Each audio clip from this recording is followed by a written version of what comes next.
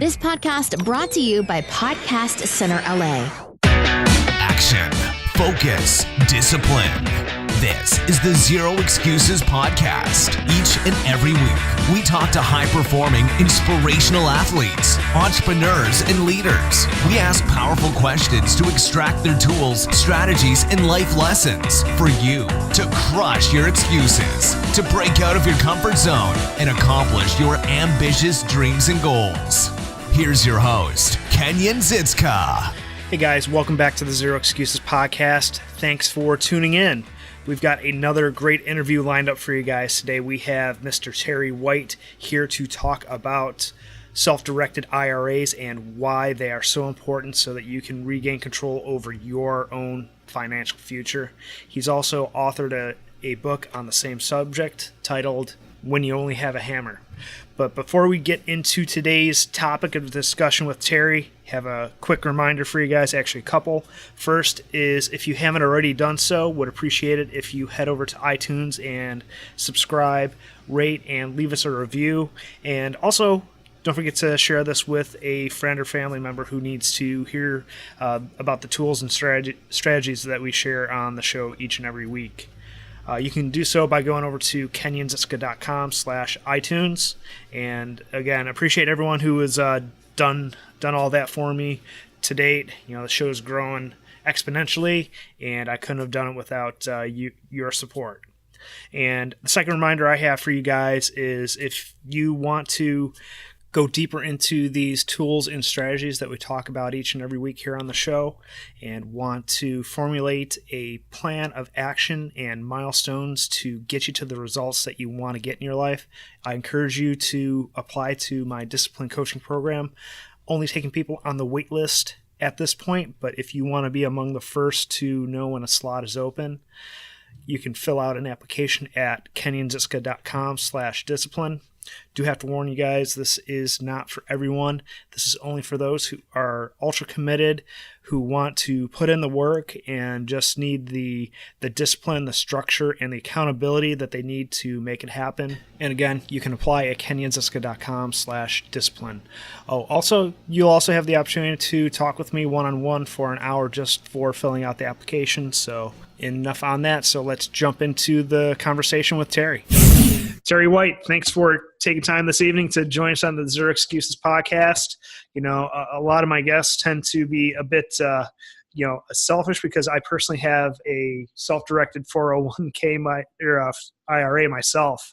So I'm excited to hear your perspectives on this particular topic.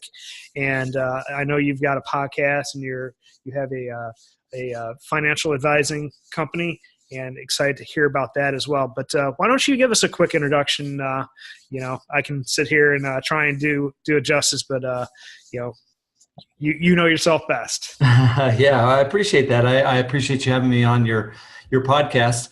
As you said, my name's Terry White. I own a company called Sunwest Trust, which I'm not a financial advisor, but we are a self-directed IRA custodian. So basically what that means is as far as investing is concerned, we do exactly what our client tells us to do. We don't make any investment decisions or anything for them, but we've been very fortunate. I'm here in Albuquerque, New Mexico, which a lot of people aren't even sure New Mexico is in the United States, but let me assure you, we're on the north side of that potential wall, so we're safe here. But So we started this company. I started this company about 14 years ago, and we've been fortunate to get clients all over the country. So about 90% of our business is outside of New Mexico, which is really exciting for us.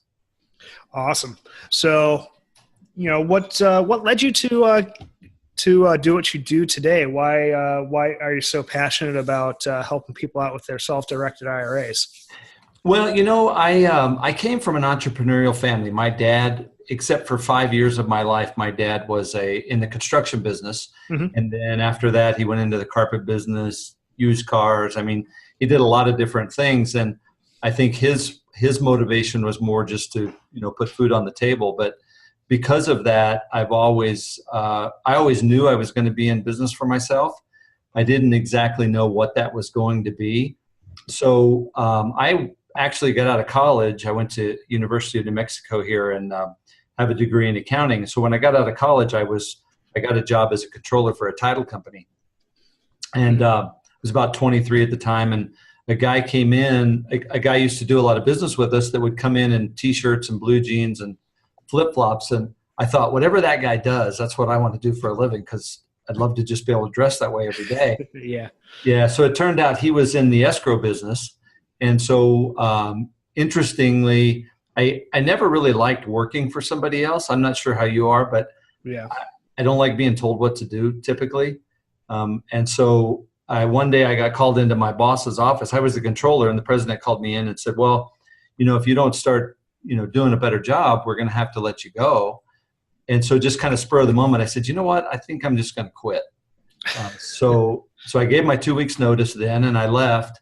And I was planning, my initial plan was to go into financial planning, to be a financial planner, because I understand numbers, and I love helping people and, trying to work with people to help them do better.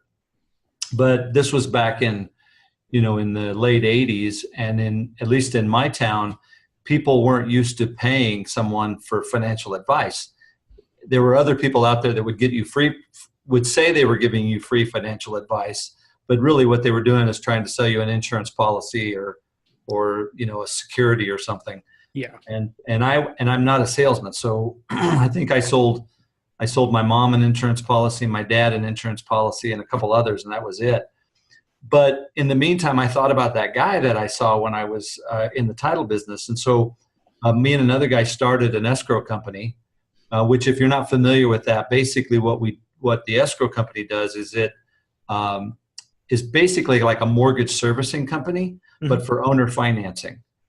So I'm not sure in Colorado. I know they have deeds of trust in Colorado. I'm not sure how much those get used, but in New Mexico, that we have a thing called a real estate contract, which is a way for someone to buy a property and not have to qualify and stuff through the normal conventional financing way.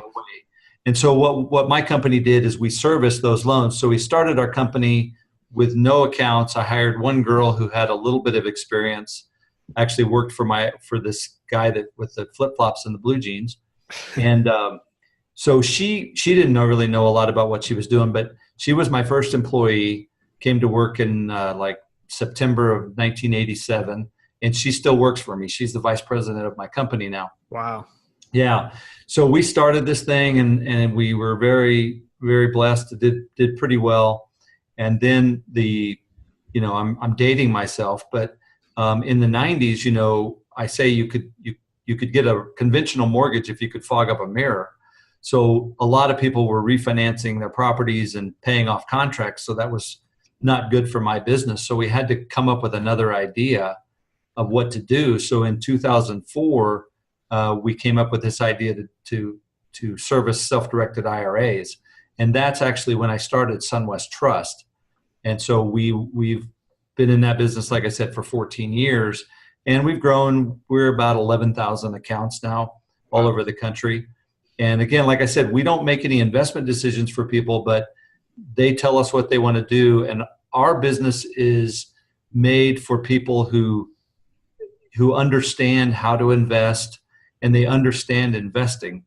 A lot of people make mistakes and get into a self-directed IRA when they really don't understand investing. And so a lot of times those people, it's unfortunate, but they end up losing their money because they don't understand what they're doing. So I like to say that my business is not for probably 95% of the people out there that have IRAs, but for some of those that understand how to invest and they understand a particular type of investment, maybe it's real estate, then it's a great opportunity for them to take that retirement money that they thought they couldn't use and put that into something that's an investment that they hopefully will be able to get a better return than they can in the stock market and stocks and bonds and mutual funds, that kind of thing.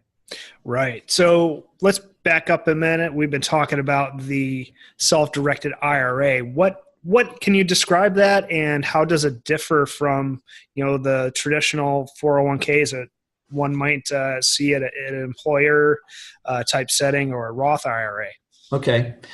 Well, the thing is about IRAs, and the layperson, kind of lumps everything together: 401ks, 403bs, IRAs, pension funds. They lump all that together, but each one of those are distinctly different in certain ways. Mm-hmm. And the actual IRA stands for Individual Retirement Account, and it was created by Congress, I think, back in like 1974.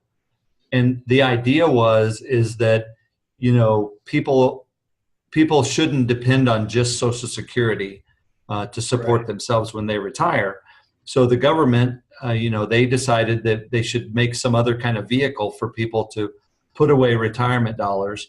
What's interesting to me about it is they decided that people, they should encourage people to do that, but they don't want you to put too much away. So originally, it was only $2,000 a year was all you could put into an IRA.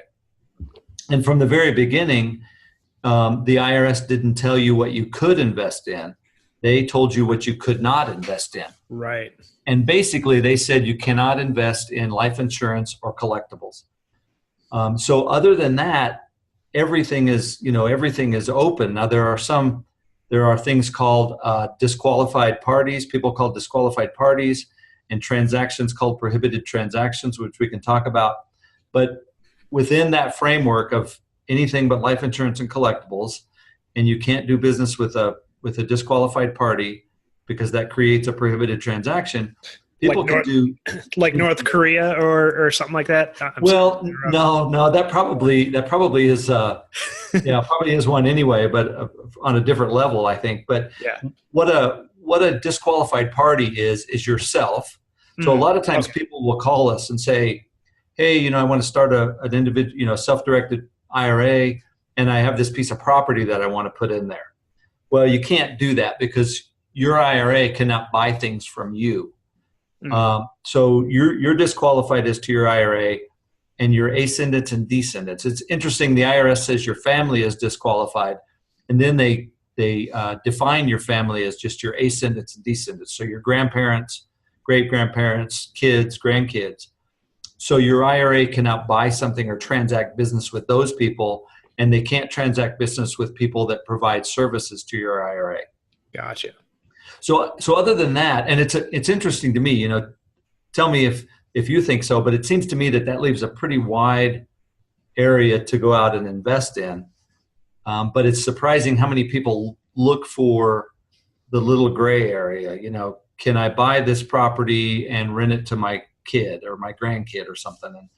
And they try to skirt those lines, but it's much safer just to stay away from those possible prohibited transactions. And if you know what you're doing and you understand a particular type of investment, there's lots of things out there to do. Right, but you can also employ your children in your business as well. So, instead of renting to your kids, that's you can simply employ your kids, at an early age and start teaching them about investing as well. So. Absolutely, yeah. And I'm I don't know about you, but like I said, I've been in business for quite a while, and my kids are grown now, so all three of my boys work for my company, and there are things you can do there to help benefit your kids. My company, Sunwest Trust, has a 401k, and so they contribute to it, and then the company is able to do profit sharing, and it helps my kids, but it also helps the rest of our employees. We have about 25 employees, so that's something. And just along those lines, Keenan, is I encourage people, whether they do a self-directed IRA or not, they need to start putting money away. And I think not enough people are doing that nowadays. Yeah, and with life expectancy going up, many people are going to outlive their retirement savings as well. So absolutely. Some of these old thresholds and rules of thumb are outdated as well. Yeah, and as an example, I mentioned to you before we were recording, my parents unfortunately passed away this year, but I had the last few years, I talked with them a lot about finances and stuff, and I was able to help them out. But they both worked, their entire lives and contributed to Social Security. And even at that, I think they got like $1,800 a month in Social Security. Well, that's tough to live on if if you don't own your own home free and clear or something. You're paying, I don't know what it is in your market, but here it's, $800 to $1,000 a month for a 2 or 3 bedroom house, Right. if you're lucky. So, I would encourage your listeners, especially if they're young, get started investing, get started putting something away, whether you're investing it or it just goes into a money market account or something. $10 a week or $10 a month is better than nothing. Right. So how does one actually start getting set up with a self-directed IRA? What are the first initial steps? Well, the thing about a self-directed IRA is typically because you're buying larger assets than you would, like if you're in a traditional, I hate to use the word traditional because that's a particular type of IRA, but let's say you have an IRA and you're buying traditional assets like stocks, bonds, mutual funds. Well, if you have $1,000 in there, you can buy $1,000 worth of stock. It's a very divisible type investment that you can make. Right. The thing with a self-directed IRA that buys non-traditional type assets is typically it takes a little larger amount of money to actually make an investment. So at my company, just the only statistics I know for sure is that at my company, the average account is about $130,000. So the way people get that size of an account is one of 2 ways. Either they, save, maybe they start saving when they're 20 or 30 and now, or they say in their 20s and now they're maybe in their 30s, mid 40s, and they've built up enough, by making their contributions every year and maybe some wise investments. So they're at the point where they could move their traditional type IRA into a company like mine and start investing in non-traditional type assets.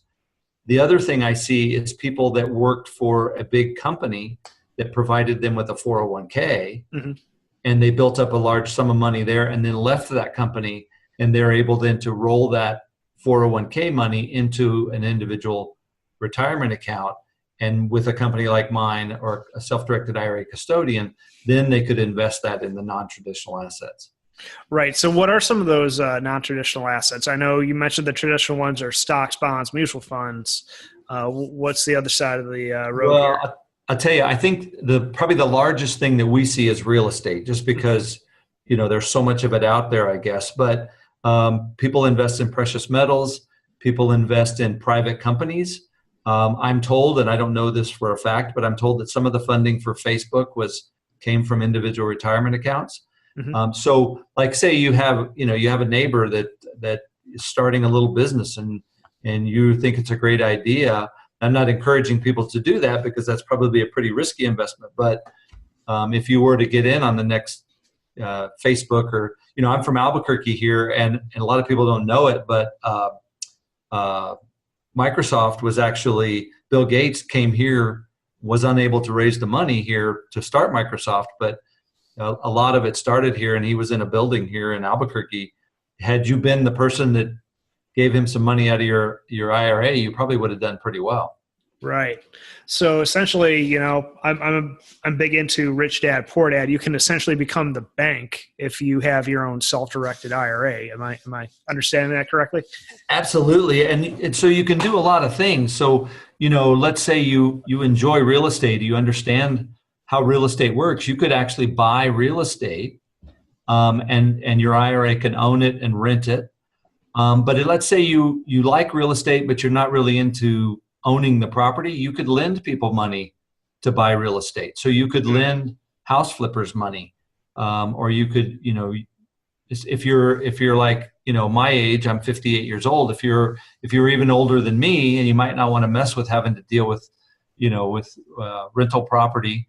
So I might just decide to lend my money out to somebody younger who is out there hustling and, buying real estate. So that's an opportunity. And then you can get really crazy. I mean, we've had people own racehorses. It's interesting to me, if you own an expensive racehorse, a good racehorse, stud fees can bring in a lot of return. Wow. But the thing about all that stuff is, I think it's so important is that, you know, I encourage people, don't jump into some investment that you don't know anything about. There's no way I would invest in a racehorse simply because, you know, I barely know which end of the racehorse is supposed to go down the track, not much less, you know, anything about it, you know, how they make money. The one thing I want to point out, that the unfortunate thing about my business is that there are people out there with Ponzi schemes and stuff that seem to kind of prey on sometimes IRA accounts because they are typically, you know, a larger amount of money, and they don't, you know, people invest in them. They don't necessarily want their money back right away because it's going to be a few years and they just want to let it grow. So I would encourage people to be very careful and make sure that they do their due diligence on any investment that they make. Make sure they understand it. I mean, you know, you mentioned Rich Dad, Poor Dad, and I listen to lots of podcasts, and it's interesting that that's a book that comes up all the time. I mean, I've read it and it's a great book. And if you know, read that and you want to look into real estate, I mean, you need to do your research and make sure you understand real estate before you just go out and buy something. Right. You know, so. Yeah, and you definitely need to, you know, if you need to invest in, I mean, not invest out of your self-directed IRA, but like invest in courses and definitely invest in, you know, the educational side of the house. Absolutely. I guess if this is resonating with someone, like where can they, where are some of the places that they can start to get their feet wet in, you know, self-directed investing? Well, you know, they could go and Google self-directed IRAs, and you're going to find there's probably, I don't know, there's probably hundreds of custodians out there. Hopefully they would find Sunwest and do business with us. But there's plenty of people out there that you can, if you want to do business with somebody local, there's plenty out there. We have a YouTube channel, it's Sunwest IRA, and we have over 230 videos now. So if somebody just wants to go on and get some of their questions answered, that would be a great place maybe for them to start. You know, the main thing is just kind of researching and figuring out what you are interested in. I maybe even would say what you're passionate about, and learn about that. You know, you mentioned investing in courses and stuff, and you know, probably to you and I, that's just a natural thing. You probably don't think anything about spending some money to go to a conference somewhere and learn something new. But I'm surprised how many people don't see the value in that. And I mean, man, you know, I've never taken a course for just about whatever price it's been. I could say I've never taken a course in my lifetime that I didn't get something out of it that was worth the cost. Yeah, absolutely. I mean, that's what a lot of people get hung up on, if you ask me, is making that investment in themselves before they can then start to make those somewhat more risky monetary investment decisions. Yeah. So, you know, you definitely have to take that plunge and start investing in yourself so that you can start understanding how you can, you know, start to take control of your financial future. Absolutely. You know, I interviewed a lady the other day on my podcast that was she escaped from communist Romania years ago. And one of the most interesting things she said to me, and I never really thought of it this way, but she was saying, you know, in a communist country, you can't amass any kind of wealth or anything. And so at a young age, she realized the only thing that she could own and take with her was her knowledge. So she spent a lot of time reading and studying, and you know, I mean, that it seems so basic, but it was so profound to me that I'd never really put it in those terms. But that's the only thing, that knowledge that you gain, that no one can take it away from you. And you could take, you know, if you're at a particular job right now and you leave, that goes with you. You take that knowledge with you, and it's still valuable somewhere. So I can't encourage people enough to be a lifelong learner.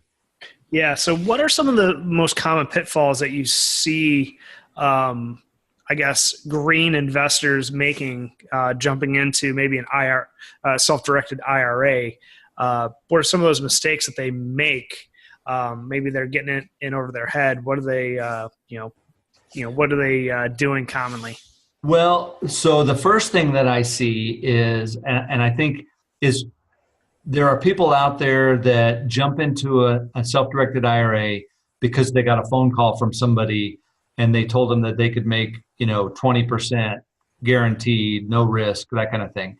If you ever hear anyone say, you can make extreme above market returns, and when they say the word guaranteed or no risk, run away from that as fast as you possibly can, because there's no such thing. I mean, that there's no such thing as a risk-free investment. So I think, again, going back is doing your research, understanding what you want to invest in. And the thing is, it's not, there's nothing wrong if you don't want to do that. If you just would rather put your money in a mutual fund, then that's great. And the majority of people are going to want to do that. And I think that's perfectly fine. So no one needs to feel bad because they're like, well, I don't want to spend the time, or I don't understand investing. That's great. But you just need to make sure, you need to understand that. I don't understand brain surgery, so I will never do that. But I don't feel bad because I don't understand it, because it's not my thing. Right. So I just had a question. The other thing I see, just real quick too, another pitfall is, again, we talked about this a little bit early on, but people trying to, a lot of times the IRA is the one place that they have a substantial amount of money. So they try to do something with that IRA that kind of skirts the rules, the prohibited transactions that we talked about. And what they don't understand is the penalty that you pay if the IRS audits you and find out you've done a prohibited transaction. I mean, they can disallow your entire IRA. And what that means to you is, if you're under 59 and a half, they distribute the entire IRA to you in the year that you did the prohibited transaction. You will pay tax on it at your marginal tax rate, and that may even bump you up into a higher tax rate, depending on how much money it is. If you're under 59 and a half, you'll pay a 10% penalty, and then they can also impose other penalties on top of that. So a prohibited transaction is not something you want to do. And it's just sad to me that I see these people that just, they want to do something and they just try to figure out, well, if I do it this way or I do it this way. And I think just stay away from that completely. Stay completely in the black and don't worry about the gray area. Gotcha. So what are some of the, I guess, what would be the number one or two advantages of a self-directed IRA over, the regular Roth or traditional investments? Yeah. Yes. My personal feeling about it is I like the idea of being able to see and touch what I'm invested in. And, I tell people, if you want to do well in the stock market, you should probably watch what I do and do the opposite. I have never really done well in the stock market, but for instance, my business is all real estate related. And so although I do invest in real estate, I also invest in real estate debt because of the business I'm in.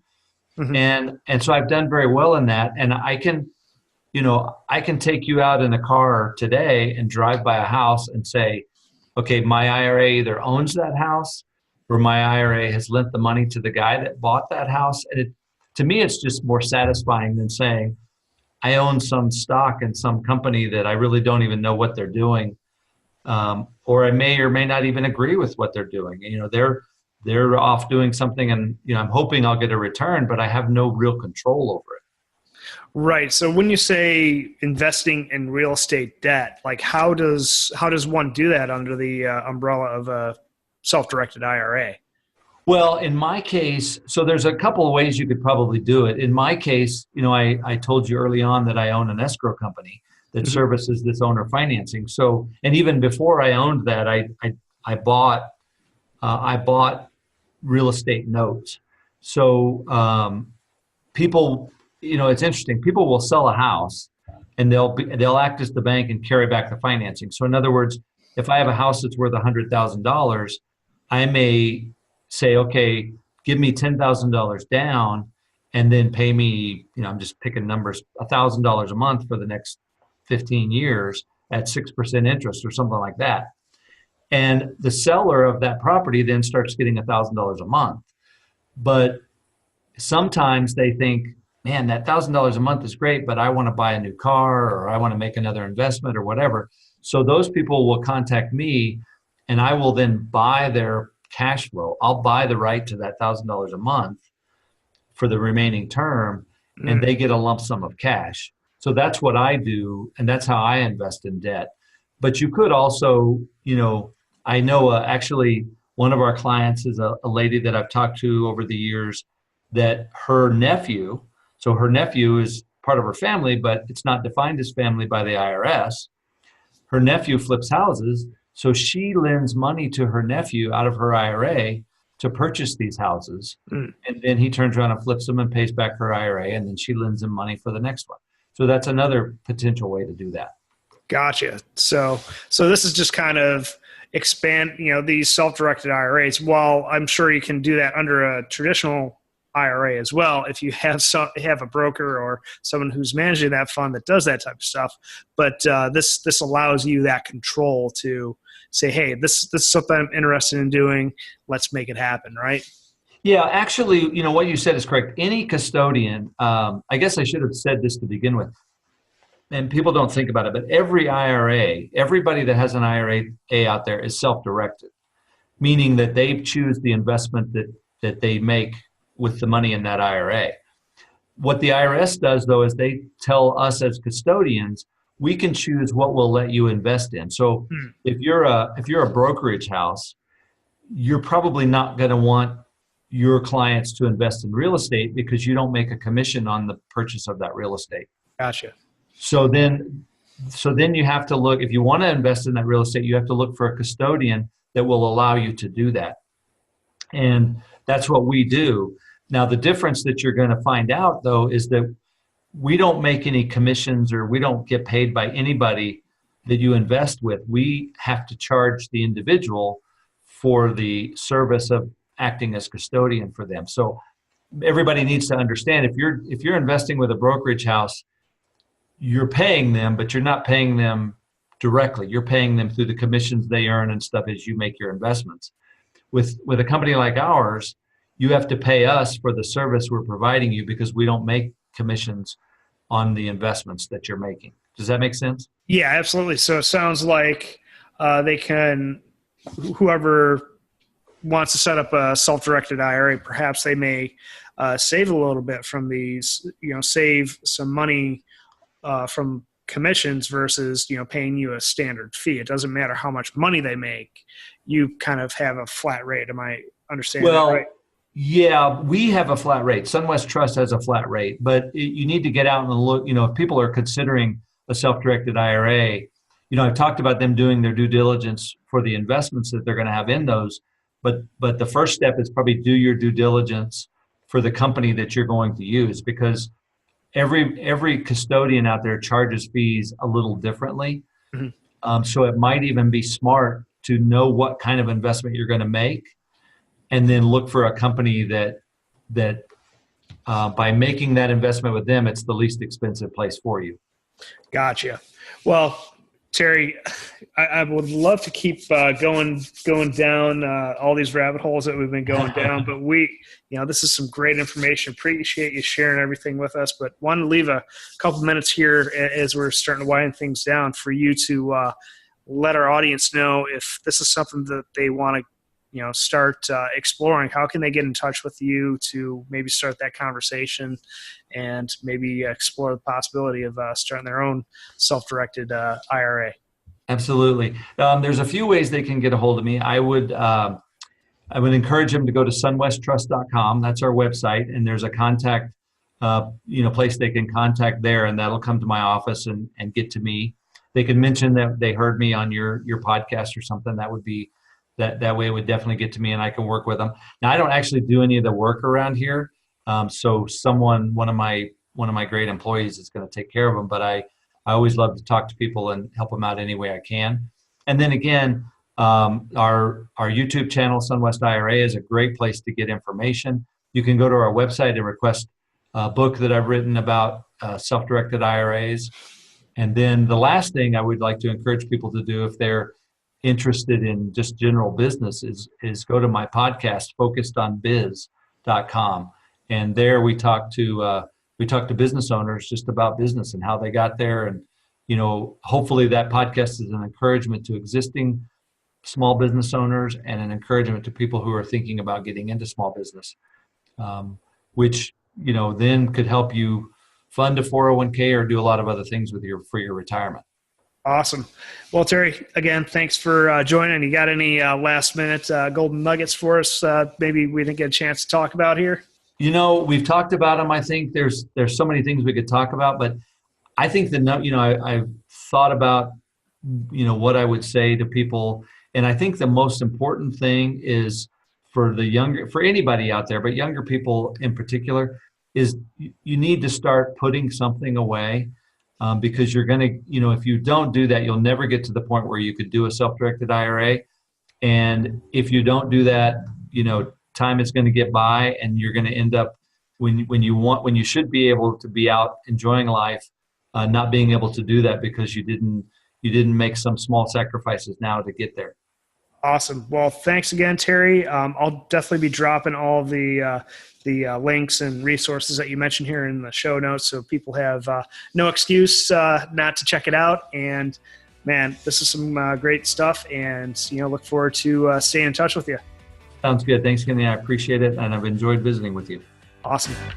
Thank you for tuning in to the Zero Excuses podcast. Join the conversation at KenyonZitska.com in our Facebook group. And don't forget to rate and subscribe to our show. We'll talk to you next week. And always remember, results, not excuses.